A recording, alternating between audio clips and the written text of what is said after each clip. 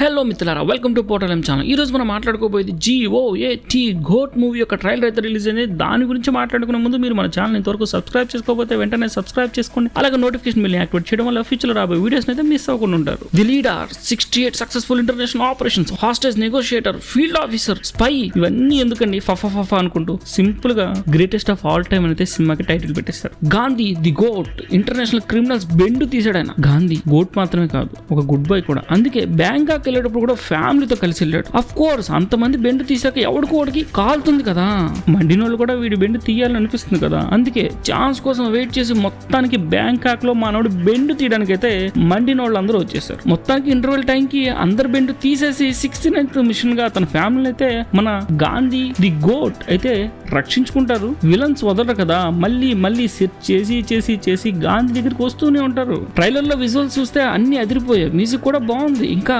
గాంధీకి కూడా ఇద్దరు ఫ్రెండ్స్ ఉన్నారు. ముగ్గురుంటే కామనే కదా, ఒకడు దోలగాడు ఉంటాడు, ఒకడు అమాయకుడు ఉంటాడు, ఒకడు మంచోడు ఉంటాడు. వీళ్ళందరినీ కామన్ గా గాంధీయే వీళ్ళందరినీ తీసుకెళ్లి డేంజర్ లో పడేసినట్టున్నాడు ఒక మిషన్ తో. ఓవరాల్ గా it's going to be A hit అనే అనిపిస్తుంది. చూడాలి, జూనియర్ గాంధీ కూడా డిఏజింగ్ తో కష్టపడుతున్నాడే అనిపించింది. ఓవరాల్ గా నాకైతే ట్రైలర్ సినిమా మీద ఎక్స్పెక్టేషన్స్ పెంచింది. మీకేమనిపిస్తుంది కింద కామెంట్ తెలియజేయండి. వీడియోస్ లైక్ చేయండి, నచ్చకపోతే డిస్లైక్ చేయండి. మరో వీడియోతో మళ్ళీ కలుస్తాం. చివరిగా సింహం ముసలిదైనా సింహమేనయ్యా.